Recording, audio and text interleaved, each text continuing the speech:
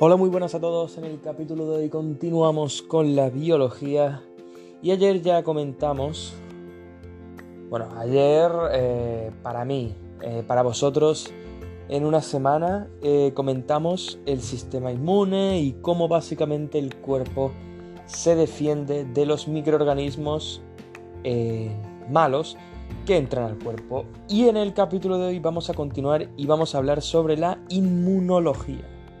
Como siempre hacemos, vamos a empezar resumiendo un poco el anterior episodio. Primero, inmunidad, por definición, es el estado de resistencia que presenta el cuerpo ante microorganismos, toxinas o sustancias extrañas.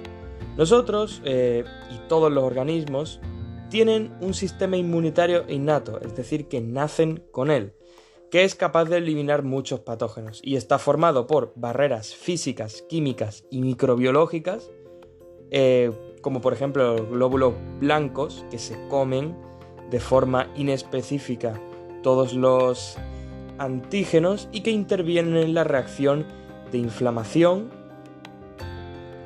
junto con algunas sustancias como el sistema de complemento o las citoquinas.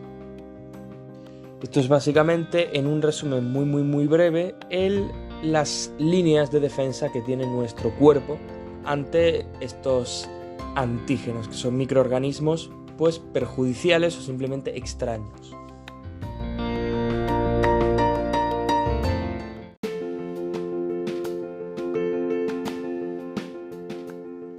Nosotros en las primeras etapas de la vida adquirimos una inmunidad que nuestra madre nos transfiere al feto durante el embarazo y mediante la lactancia durante la niñez muy temprana, cuando somos recién nacidos. Nos transfiere unas sustancias que proporcionan un mecanismo de defensa en nuestros primeros momentos de vida.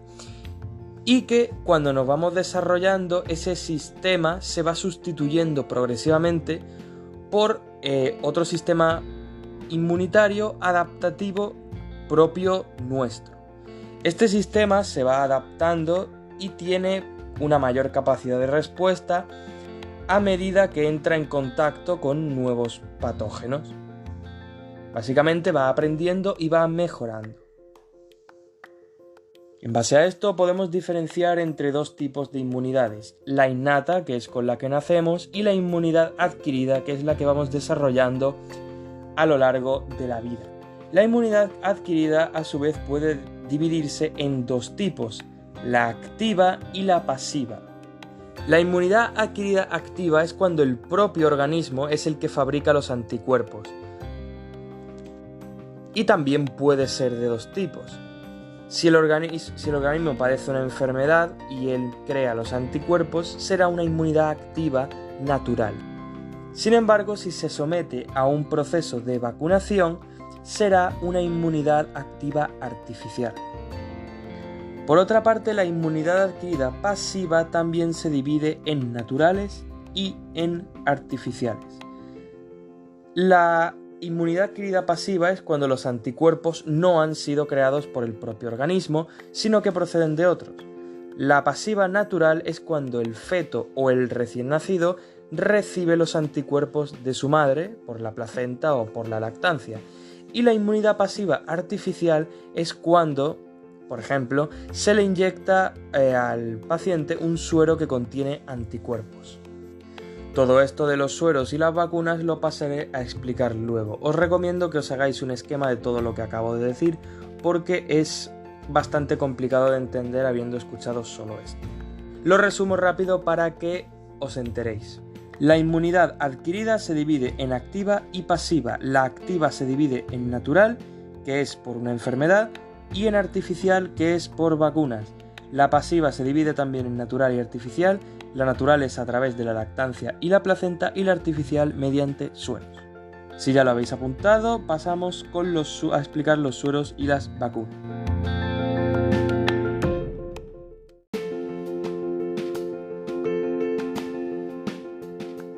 Mediante estos sueros y vacunas podemos iniciar en un organismo un proceso de inmunización. La inmunización consiste en artificialmente crear ese estado inmune en el organismo frente a una enfermedad, y puede ser una inmunización activa o una inmunización pasiva. La inmunización pasiva se realiza mediante los sueros y se utilizan cuando el individuo ya está enfermo y le damos protección contra esa enfermedad. Consiste pues en introducir en el enfermo los anticuerpos que están en el suero, y se le introducen anticuerpos pues específicos contra el patógeno que tenga para ayudarle a combatir la enfermedad que causa. Sin embargo, la resistencia que generan estos sueros es poco duradera y no genera células de memoria. Por lo que si vuelve a contraer la enfermedad y solo se le ha administrado un suero, si sus células no han sido lo suficientemente efectivas, pues en la siguiente vez que contraiga el mismo patógeno no va a generar esa respuesta secundaria tan grande como un organismo perfectamente sano. Antes, por ejemplo, los sueros se extraían de animales domésticos, pero esto desencadenaba alergias. Entonces hoy en día se extraen de individuos hiperinmunes y solo contienen inmunoglobulinas humanas. Que esto de hiperinmunes pues es un sujeto que tiene mucha cantidad de anticuerpos, entonces pues se los extraes y elaboras el suero. Después tenemos la inmunización activa, que se realiza mediante las vacunas. Las vacunas son un conjunto de antígenos que introducimos en un organismo esta vez sano. Estos antígenos hacen que el cuerpo necesite producir anticuerpos específicos para el patógeno que le hayamos inyectado, y también proteínas de memoria. Por lo que ahora, si contrae ese antígeno, pues habrá creado células de memoria y su respuesta será rápida y efectiva. Las vacunas también pueden ser de varios tipos dependiendo del estado o del antígeno que nosotros le hayamos inyectado. Por ejemplo, pueden ser unas formas debilitadas de ese patógeno, pueden ser ese patógeno muerto, o toxinas bacterianas modificadas químicamente, o antígenos purificados. Básicamente, por ejemplo, si yo quiero inmunizar a alguien del COVID con una vacuna, lo que hago es inyectarle virus del COVID debilitados o muertos. Entonces, pues el sistema inmunitario, aunque no esté preparado contra el COVID, aunque no lo haya visto nunca en su vida, va a atacar a los virus muertos o debilitados y los va a acabar eliminando porque no están en su máxima potencia. Entonces, al final van a acabar con él. De esa forma, el sistema inmunitario va a crear células de memoria contra el COVID. Y cuando yo contraiga el COVID en su máximo esplendor, ya voy a tener anticuerpos frente a él. Entonces mi sistema inmune lo recuerda y es capaz de acabar con él, aunque ya no esté debilitado.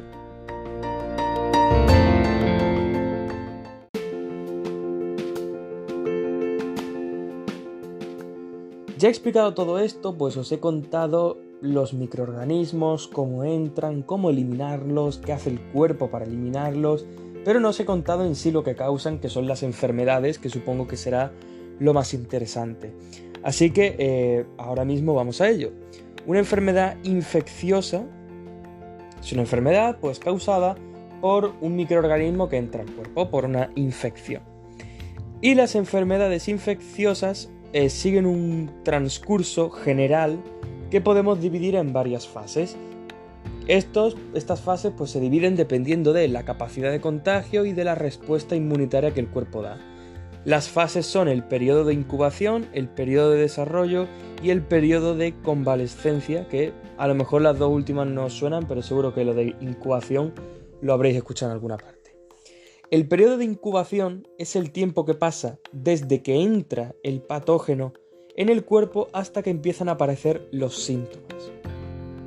Es como una especie de infiltración. En esta fase el patógeno entra y empieza a multiplicarse y a extenderse por todo el organismo, pero el sistema inmunitario todavía no ha desencadenado una respuesta inmunitaria a gran escala, porque acaba de entrar y está pues por ahí haciendo de las suyas, pero todavía no ha hecho un daño como tal.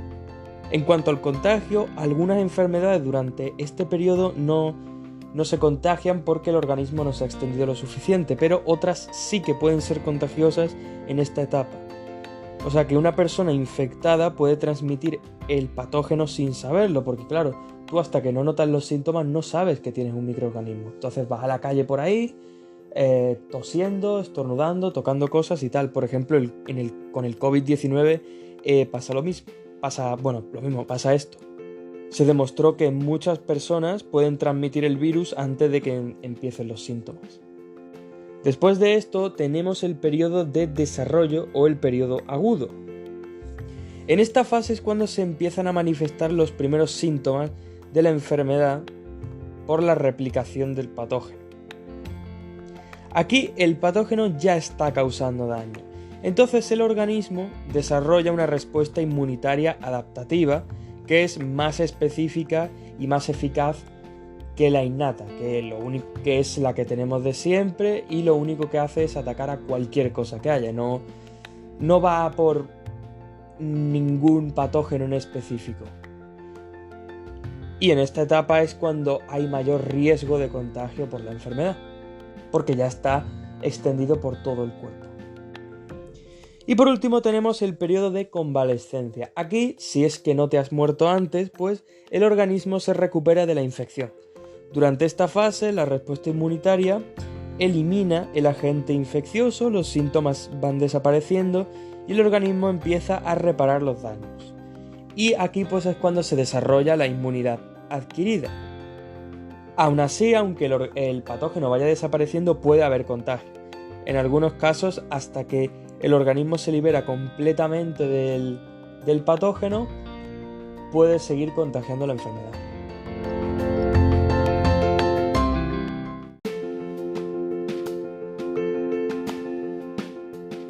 Sin embargo, el sistema inmunitario no siempre funciona como debe y muchas veces, aparte de las enfermedades que nos causan los microorganismos de fuera, también el propio sistema inmunitario puede fallar y provocarnos una propia enfermedad, como por ejemplo las famosas enfermedades autoinmunes. Estas enfermedades se producen cuando hay una respuesta inmunitaria en la que se destruyen moléculas o células propias, es decir, el sistema inmune, que está hecho para atacar a todo lo de fuera, ataca a nuestras propias células. Esto se debe por un fallo en el mecanismo de selección de los linfocitos B y T. Esto causa enfermedades como la esclerosis múltiple, que lo que hace es cargarse la sustancia blanca del sistema nervioso central y va destruyendo la mielina de los axones, que son las células, son las células del cerebro, las neuronas. Si veis la imagen de la neurona es pues la cabeza con el núcleo y después la cola. Esa cola es el axón. Y la mielina pues recubre todo ese axón. Entonces si te cargas eso, pues te cargas la neurona entera. También tenemos la artritis reumatoide, que se autodestruye el tejido conjuntivo de las articulaciones, lo que hace que pues no las puedan mover bien. También la diabetes mellitus, que destruye las células que se encuentran en el páncreas. El páncreas genera la insulina, entonces si destruyes esas células, pues esta sustancia no se puede generar y crea un problema bastante gordo en el cuerpo. También tenemos la esclerosis lateral amiotrófica, que es otra enfermedad del sistema nervioso que afecta a las células motoras. Y también, por último, el lupus eritematoso, que es otra enfermedad, una enfermedad inflamatoria que puede afectar a la piel, a las articulaciones o a los pulmones. Como veis, todas estas enfermedades son enfermedades bastante peligrosas, ya que tu propio mecanismo de defensa te está atacando a ti mismo. Es como un golpe de estado prácticamente. Es como si el ejército ahora dijera, vale, pues ahora me voy a cargar al propio país, voy a empezar a fusilar a los civiles. Sería un desastre y las personas que tienen estas enfermedades pues lo pasan bastante mal. Pero no son las únicas enfermedades que causa nuestro propio sistema inmune. no solo puede funcionar mal destruyendo nuestro propio cuerpo, sino que también puede funcionar mal al destruir los microorganismos que nos entran. Y aquí es donde entran las inmunodeficiencias, que son la incapacidad del sistema inmunológico para defender el cuerpo. Los tipos más importantes son las inmunodeficiencias congénitas, que son heredadas, son genéticas y son causadas porque los linfocitos B o T se generan mal. Se generan linfocitos B y T anómalos que pues impiden que el sistema funcione correctamente. También puede deberse a fallos en el sistema de complemento o a un desarrollo anormal de los órganos linfoides. ¿Cómo pueden ser los ganglios? Si los ganglios los tienes mal, pues tu sistema inmune no va a funcionar bien. También puede haber una inmunodeficiencia adquirida que puede aparecer por bastantes causas. Una de ellas, por ejemplo, es contrayendo la enfermedad del SIDA, que es una infección que reduce progresivamente la respuesta del sistema inmune y provoca al final su destrucción, atacando a los linfocitos T colaboradores. Es una enfermedad que se va cargando poco a poco tu sistema de defensa. Así que, con una inmunodeficiencia no solo tienes el problema en sí de la inmunodeficiencia, sino que cualquier otro patógeno que entre te va a afectar muchísimo más, incluso pudiendo llegar a matarte. Y por último tenemos la hipersensibilidad, que es una respuesta inadecuada y exagerada del sistema, que es lo que os comenté antes, que para esto servían los reguladores. Creas una respuesta exagerada y lejos de proteger tu organismo te provoca más problemas aún. Esta hipersensibilidad se da como respuesta ante sustancias que no hacen daño al cuerpo o ante enfermedades parasitarias. En el primer contacto no se manifiestan, ya que requieren un periodo de sensibilización, o sea, más contactos. Y el tipo más frecuente es la hipersensibilidad inmediata o alergias, que ya esto nos suena más. Esta se lleva a cabo por los anticuerpos inmunoglobulina E, que lo comenté en el anterior capítulo, así que lo podéis revisar si queréis. Y pues se producen frente a antígenos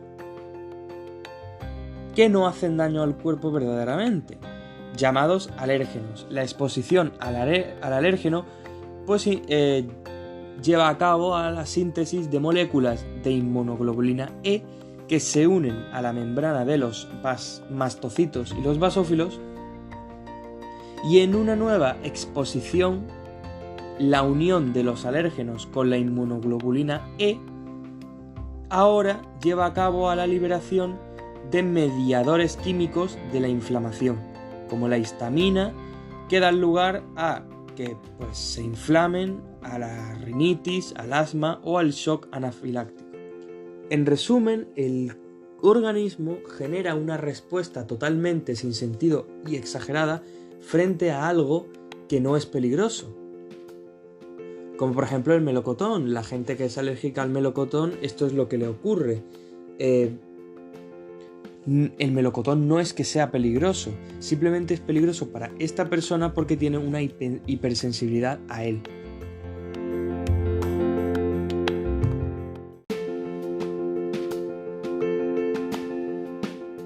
Por último, os voy a hablar sobre los trasplantes y el rechazo que pueden llegar a producir, que está muy relacionado con esto. Para el que no lo sepa, que supongo que nadie, un trasplante o un injerto es la transferencia de células vivas, tejidos u órganos de una parte del organismo a otra o de un organismo a otro. Tenemos que entender que cuando yo realizo un trasplante, el sistema inmunitario de la persona que recibe el órgano o tejido o lo que sea, pues reconoce, vamos a poner que es un órgano. Si yo cojo un corazón de una persona y se lo meto en otra, esa persona va a reconocer el órgano como extraño.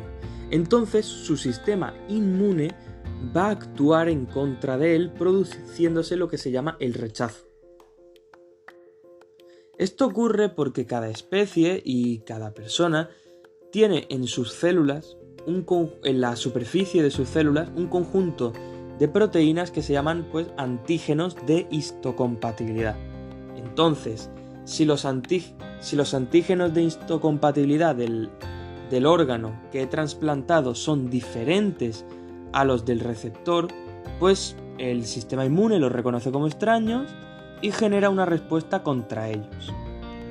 Esta respuesta comienza con el ataque de linfocitos T citotóxicos que van al órgano que he trasplantado y lo van destruyendo. Eso sí, si los antígenos de histocompatibilidad son idénticos, pues no se produce rechazo. Por esto, antes de que yo vaya a trasplantar un órgano, necesito hacer pruebas al donante sobre los antígenos para ver si son muy semejantes, porque iguales nunca van a ser, pero contra más parecidos sean, menos rechazo va a haber. Por eso yo, cuando necesito buscar un riñón, un corazón, un pulmón, necesito cierto tipo de persona, no me vale cualquiera que me lo dé. Y también por eso los trasplantes estos de corazón de cerdo que se están haciendo, pues son complicados. Son posibles, pero son complicados por el rechazo que generan, porque los antígenos de histocompatibilidad de un gorrino no son los mismos que el de un humano, aunque tenga el mismo tamaño y la misma forma.